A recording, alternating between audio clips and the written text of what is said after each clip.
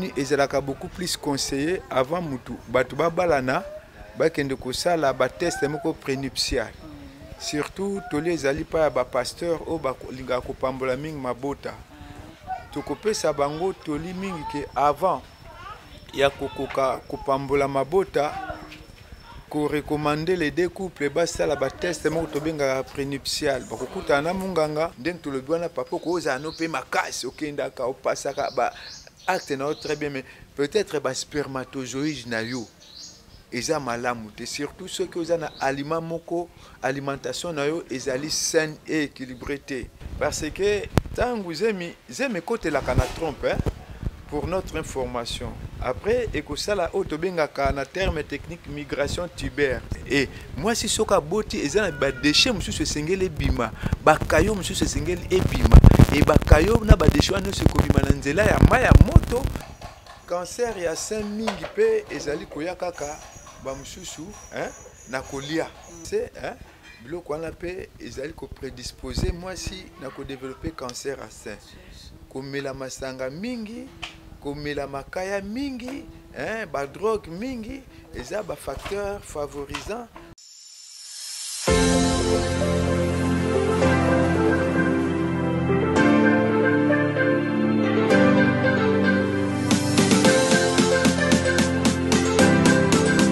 Number 1.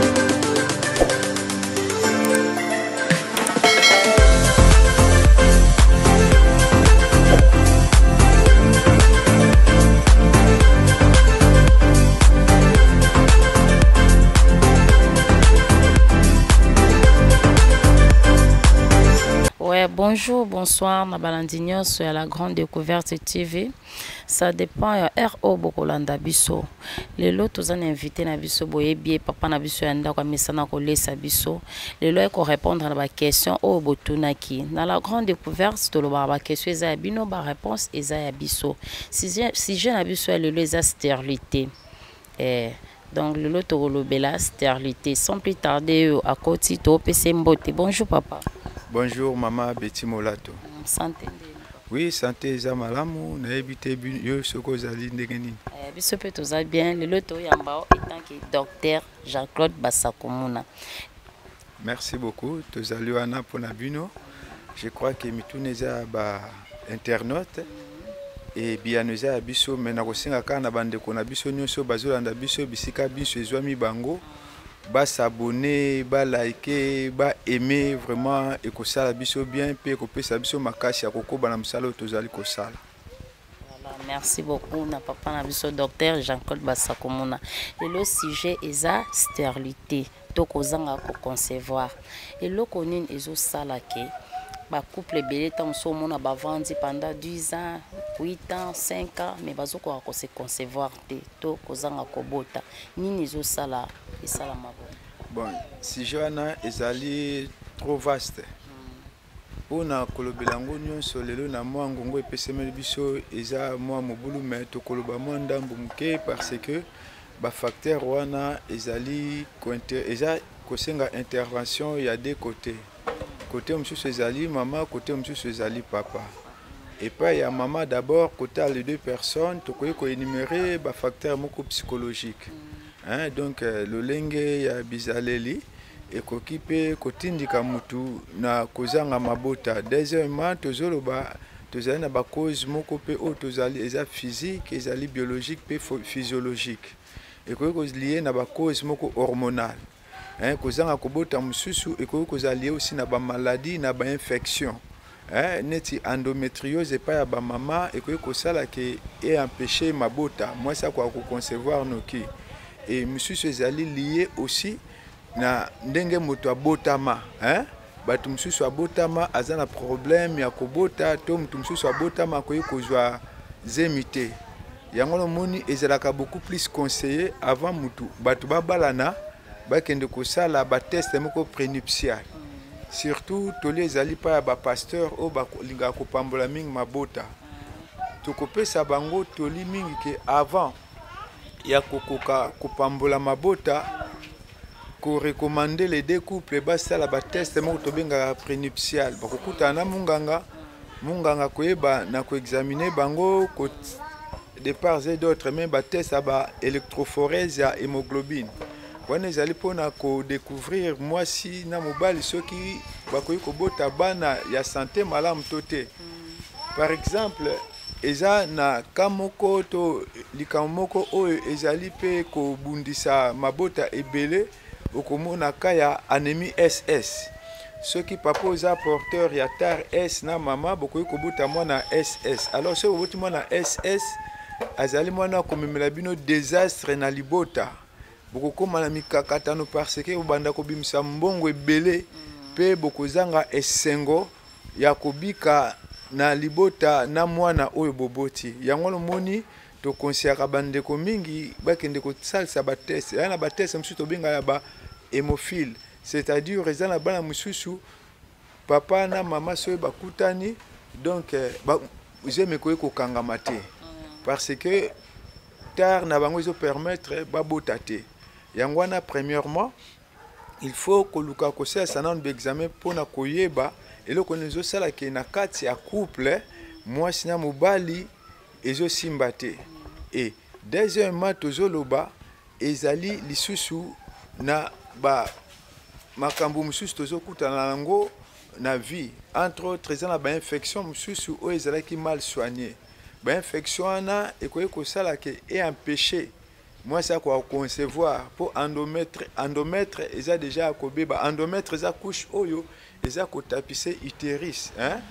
Donc pardon eza kotapise oui utérus banda na vagin tina utérus. Alors tango nanya ovule fécondat zo efsengeli avanda to tango papa abwaki mboto na ye wana mboto ezala na plus de 3 millions de spermatozoïdes. Alors spermatozoïde wana il faut abanda kolongwa uto na vagin ti akende ko féconder ovule. Mais soki endomètre wana eza malamu te to ba maladie eza pH vaginal eza mabe, couche wana eza mabe, alors ekosala ke ba spermatozoïde banda kokufa na nzela moyen ekoma ti esika ovule ezali na trompe te. Yango lomoni ke esengaka vraiment kolandela mwasi malamu. Et puis conseil tokopesa esengeli couple bazalaka na ba médecin traitant na bango, ba médecin de famille oyo bakoki kobanda kopesa bango batoli mpe kooriente bango mpona koevite ba erreur ebele. Surtout eloko ezosala biso mpasi nayebi te soki tokoki kobenga yango discrimination to ndenge nini, mais soki nakanisi mingi etungisaka biso te parce que depuis le début mwasi azalaka à cause ya malheur na foyer, selon conception ya bato. Adam alembuma nzambe atuni mpo wana olembuma alobi na nzambe kasi mwasi oyo opesaki nga. Donc nous voulons toujours accuser nos femmes na ba malheur oyo ekomaka na ndako. Soki mwana azwi problème wana alongwe mwana papa ekomi tala makambo mwana asali, mais ba malheur nyonso ezalaka kaka epai ya mwasi te to mwasi kaka azalaka source ya malheur te, papa pe yo okoki kozala source ya malheur. Yango wana soki problème wana eye na foyer esengeli kaka te kotika mama akende ye moko. Papa na mama bosa accompagner po boza déjà eloko moko. Problème à maman eza problème na papa. Bokende bokutani na munganga. À partir ya munganga nde akoki kopesa bino toli kotalisa vrai problème ekoki kozala epai ya papa to epai ya mama. Alors tanga kopesa toli pe akolakisa bino piste nini bokoki kozwa pona bokoka kosimba mwana. Bizalelo wana kotikaka mama akende ye moko eza vraiment malamu te parce que na biloko wana eza pe ko exposer ba mama na ba danger ebele. To mona ba mama mususu akenda ko se faire violer et pas ya munganga parce que azo kende ye moko aza na protection te. Mais tant maman a surpris déjà que si akwei na likambo wana akomi pe ko banga ko ebisango papa sinon te papa akoboya ye na libala. Mais ceux qui ekosala makande nyonso eza faute ya papa oyo aboyaka ko accompagner mama. Et puis eloko mususu munganga oyo aza sérieux tango déjà ayambi mama oyo aza na problème à concevoir akowelela kaka ko s'occuper na mama te, mais akobenga papa baya en couple parce que problème à conception ezaka problème ya mwasi te eza problème ya couple. Il faut qu'on invite papa na mama baye wana bandi koluka ko trouver solution munganga ko tuna mituna tout comme epai ya papa epai ya mama, et à partir ya mituna wana nde akoyeba vrai likambo ezali wapi. Bongo sima nango akoyeba ko recommander ba examen. Papa ko ozala makasi ozosala nyonso ozobimisa pe ba sperme na yo, mais ata ko oza ko kota na acte wana normalement entre guillemets, mais soki ba spermatozoïde dans eza na capacité ya ko féconder ovule te, vraiment bokozala kaka buté na même problème. Yango wana esengaka kosala ba examen partout de part et d'autres pour être solution et quoi kozwa malamu. Na ebité soki tozali satisfait to mutuna mususu ezali. Vraiment merci na docteur na biso Jean-Claude Basakomona. Siko tozomona na ba couple mona biso toyebi ke mobali mutu asala ke mwasi a concevoir, mais comme à un moment mon bosso mwasi azo concevoir to mona mobali azo silika surtout mingi na biso ba africain. Parlant koloba nini to conseil nyoko kopesa ba papa o baza na comportement bongo ke soki mwasi azozwa zemi to komo silika komo loba libanda. Bon, d'abord nalingi na bongisa aspect moko na mutuna na yo. Papa kaka te mtasalaka mwasi a concevoir. Nalobaki ake problème à conception ezali ya couple. Donc tokoki ko exclure ngambo moko te. Maman ceux qui ba condition eza réuni. Ako concevoir wana problème comme na ngambo ya papa. Mais ceux qui maman ba condition eza pe réunité eza moi passe entre autres soit un problème ya endométriose to a développer stérilité primaire to secondaire. Hein, parce que côté ba hormone pe ko kozala lié na cause ya stérilité entre autres progestérone estradiol ceux qui moi ça un problème wana ya ba hormone ya o facilitaka fécondation, alors et que ça la passe pe kwa okangazem donc to ba cause eza multiple moyen to banda ko énumérer ngo nyonso ezati, mais sauf to za ko citer moi ndambu mke o eza courant et papa pe akoye kozala na problème ndenge to le bwana papa ko ozala no pe makasi okendaka opasaka ba acte na très bien, mais peut-être ba spermatozoïde na yo eza malamu te, surtout ceux qui ont aliment moko alimentation na yo ezali saine et équilibrée te. Hein, vous avez une carence de zinc parce que zinc eza ko intervenir makasi na domaine de sexualité et la calcium. Yango mo to pesa ka conseil pe to beta ka sete pour na kolia o ezali bio, hein, surtout bande comme o bozali kuna na États-Unis, nzamba sala bino grâce bozala na mama yuyu. Ceux qui bozo kuta naye, je crois que beaucoup banda kolia biloko ko permettre bino bozala makasi pe ba spermatozoïde na bino ezala na nguya ya ko féconder mama. Donc problème ezali kaka na ngambu moko te, mais ndenge ba papa surtout na Afrique awa baluka kaka kokwesa ngo likolo ya mama ezali erreur moko ya munene. Alors esengeli ba papa to longwa na erreur wana, même si maman azana problème à concevoir, mais eza kaka problème à maman te, eza problème ya yo papa. Linga o accompagner maman na ba démarche nyonso titango bokozwa résultat. Moi je ne crois pas que tant maman akobota mwana na ozala kaka mwana na ye akozala mwana bino mibale, d'où papa ozana intérêt nyonso ya ko accompagner maman na ba démarche nyonso atako problème eza epa ya maman, mais problème ko kozala kaka pa maman te kozala pa ya papa. Hein, ba alcoolisme, ba tabagisme, usage ba drogue, eza biloko OP, eza komima batuna stérilité to na impuissance sexuelle. Yangwana biloko wana nyonso pe il faut ko luka ko éviter yango pona couple ezala na kimia. Vraiment merci docteur Jean-Claude pour l'éclaircissement. Vraiment la monde toleki déjà en étape ya stérilité. To côté ce qu'on étape ya cancer pour ba question zoya 40 to vandi bozoya bien kalaté to bando ça ba direct ba mo ba tuna ramena ba zora penza ba réponse mbala moko. Question sous to yambi a concernant cancer. Concernant cancer pour la dépistage. OK, surtout batuna nga motuna po ba cancer ezali ya ba place ebele pe ba type ebele. Hein, cancer ya mabele to ya bassin hein et na cancer wana ezalaka pa ba mama te papa pe akoye kobela ko développer cancer ya sein mais pas ba papa eza penza mingi te hein eza na bakamoko rare mais dépistage ya cancer ya sein eza trop facile parce que mutu yo moko koye kosala ngo na ba pays mususu développer ba ko même kolakisa bana surtout ba jeune fille soit banzo koma la ba âge ba 13 ans ba 14 ans ndenge na koki ko s'examiner ye moko na palpation ndenge na koki ko palper libele na ye pe soka découvrir que mbuma moko eza anormal na libele na nde ekoki kotinda eko kuta na munganga akoka ko approfondir ba examen pona koyeba ezali cancer ya sein toté mais à part ça na domaine wana cancer ya sein eza pe na ba signe clinique mususu oye koki ko révéler yango okomona ovandi boye obandi ko mabele nezo bimisa mai mais pona atozo melisate mais mabele komo bimisa mai to komona pe ezo bimisa makila okomona mitu ya mabele échanger moi forme ekoki ko vimba mutu mususu po ko remarquer morphologie ya mabele nao échanger pour des causes moko non élucidées.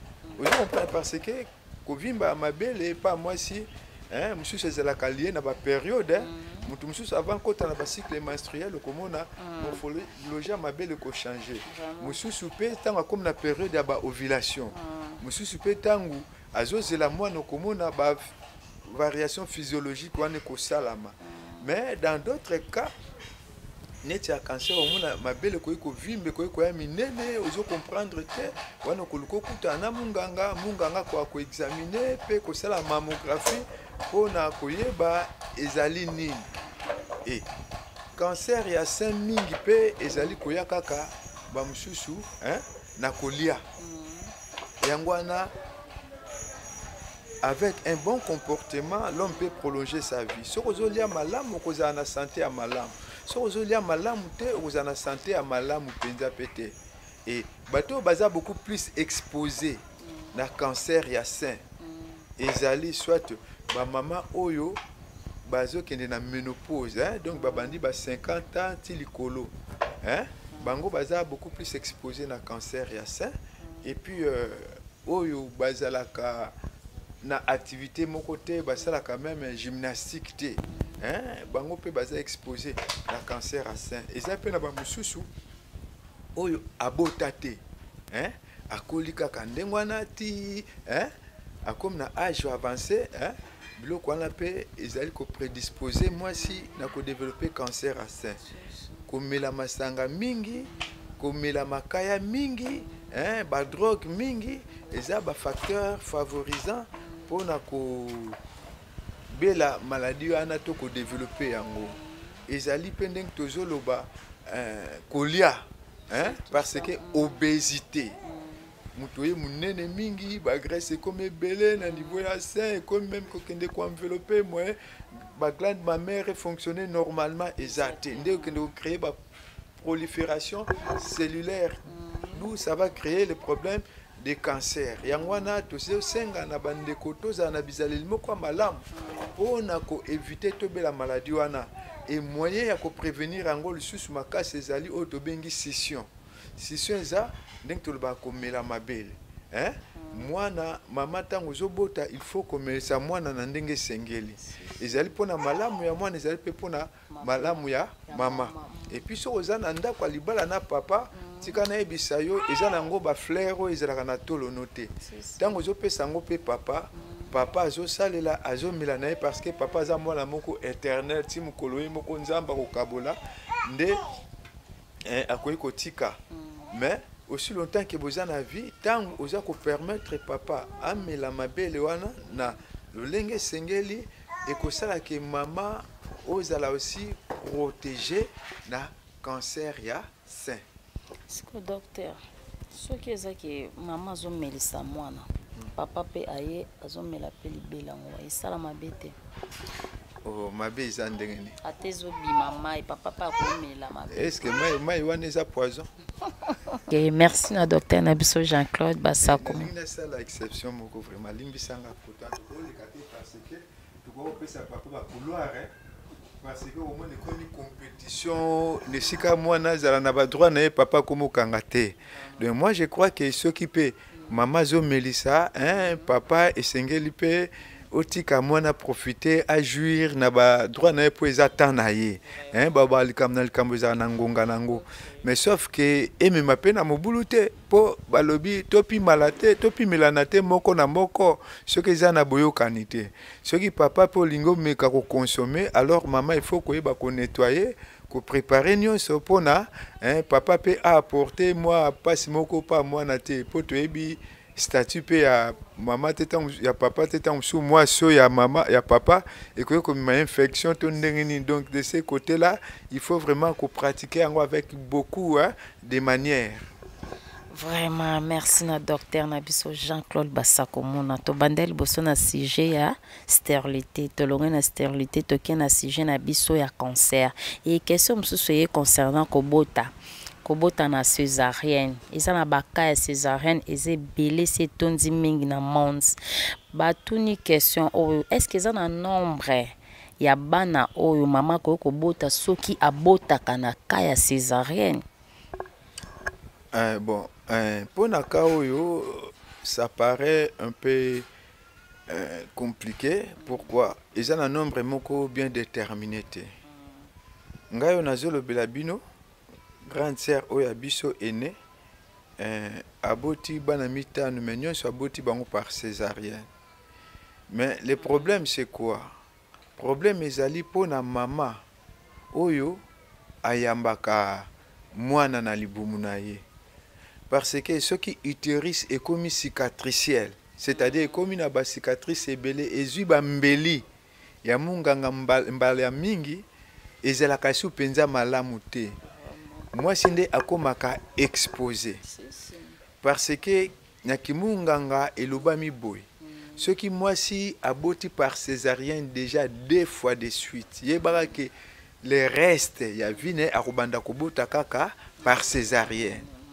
Mais moi je crois que ceux qui ngana zana maman aboti déjà 2 fois de suite par césarienne pour na konyokola moi sinangate pour na ko exposer na ba risque ebelete na ko sepela to s'arrêter na niveau nezali pe moko ya batoli oyo tozali kopesa pona bandeko pour ceux qui moi si déjà utérus na e komi na ba cicatrice ebele et koki ko provoquer ba auto bengi ba grossesse moko ectopique, c'est-à-dire au les grossesse et se développer na utérus to na matrice et que se développer na ba trompe.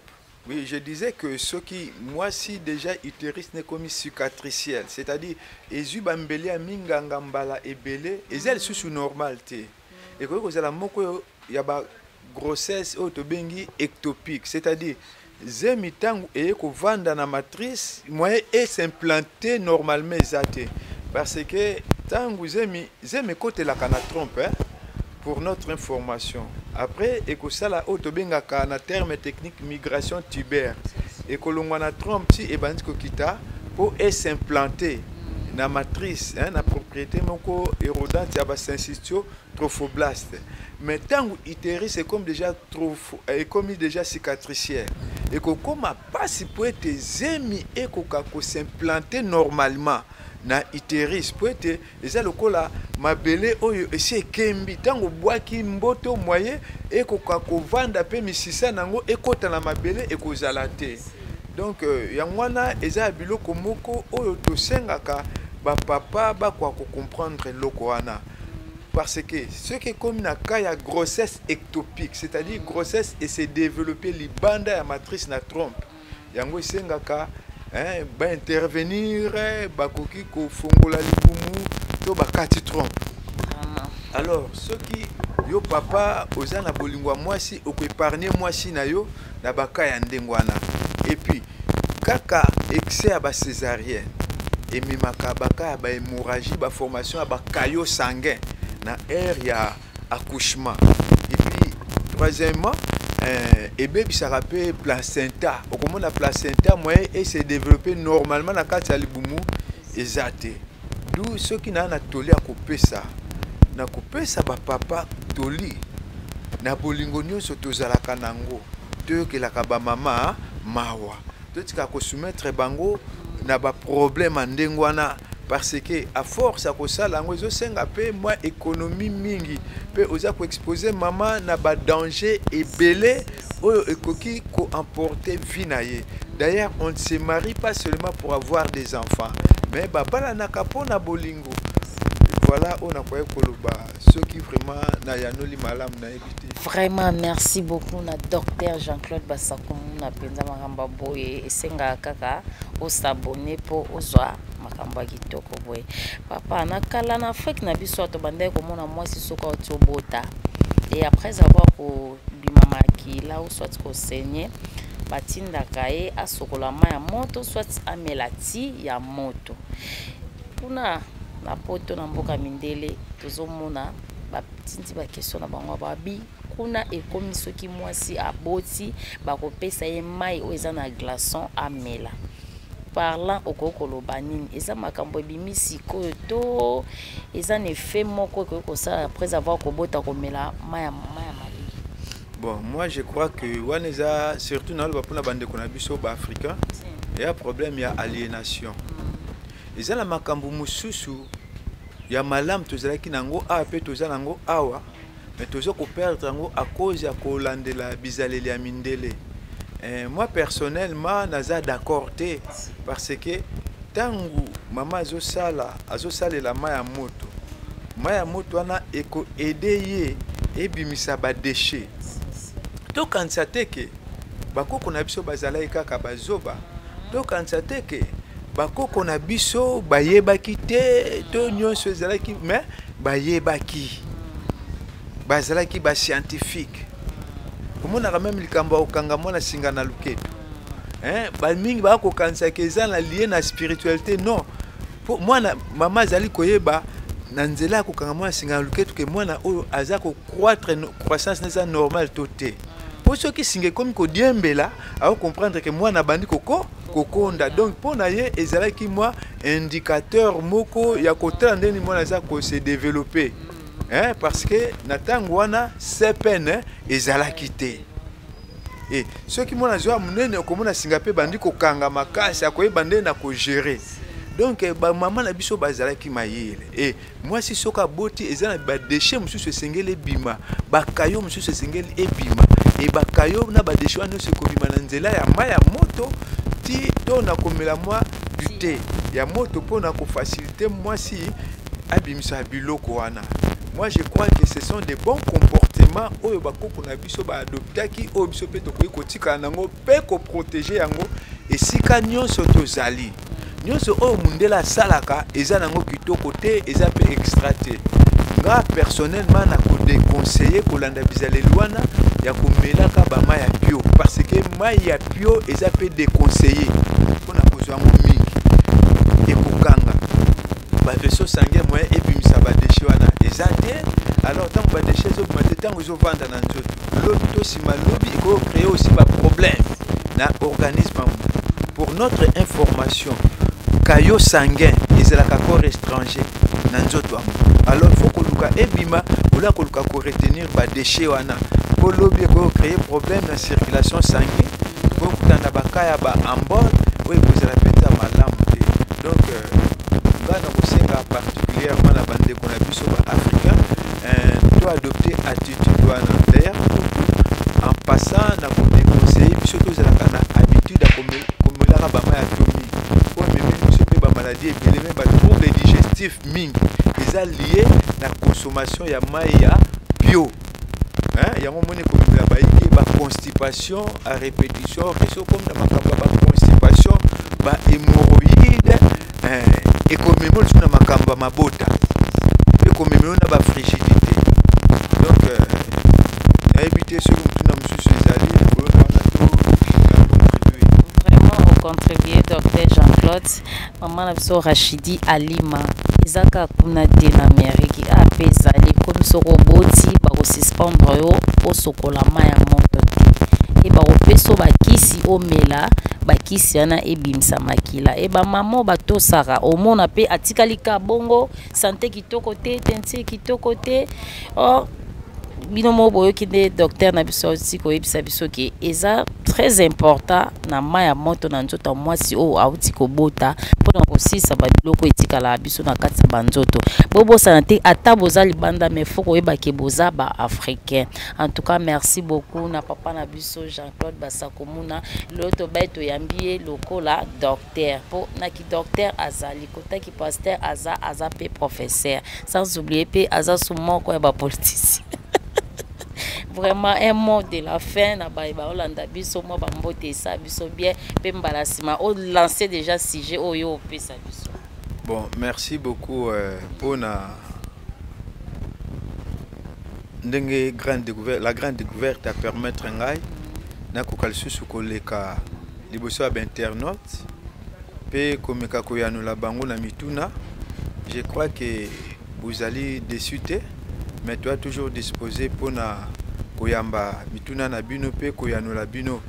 Et premièrement ba remerciement nanga ezali na emoko numéro 001 maman na biso Nadège Molato à partir des États-Unis et pourquoi pas les grands hommes papa na biso fiston et tobo sanité biso otozali awa banda na BMD chroniqueuse du moment oyo akotaka même bisika oyo bacha ba mindelo et surtout pe mokonzi ya bilili oyo tobengi na kombo ya Ouattara et pourquoi pas le grand Diogo les gardiens du temple Chirac na kati ya Kingankati. Donc chap bien de bonnes choses et na bo sanité esthéticienne ya solo hein Banadège balaka basa makasi pe ya minene ngape nazana mwana nga moko Nadège aza esthéticienne na makasi ye na ba mindele ba congolais donc balela effort soka simbio massage manicure pédicure épilation donc vous allez se retrouver et pourquoi pas Mobali Kitoko Mobala Makase Manyongi Saman le président G7 na bo sanité petit nanga Pivani Balai oh soko ke yoko za la décité vraiment nakanisi maloba suka yangwana tokutani mbala ekoya ngana sepelaka bango basenga na pesa bango ba plan na bango oyo bango ba komandaka na koya ko proposer bango te parce que biso toza disposé pona ko sepelisa bino pe tozala kaka pona bino vraiment bo s'abonner massivement parce que toza na posa na bino pe ekosala biso esengo mingi so ebotalisi réellement que no bozala kapet na posa na biso mama yuyu yayo yango yo loboko na litama. À la prochaine, ciao. Vraiment, merci na réalisateur na biso Ouattara so ozomona babilili ya kitoko na place otovandi baki en derrière caméra na biso toza na Ouattara please na pesi merci mingi na balandaka biso merci mingi na ba question na bido merci na ba effort dio so bozo sala en tout cas mbala sima toza kaka ba question za bino ba réponse za biso bisous bye à la prochaine.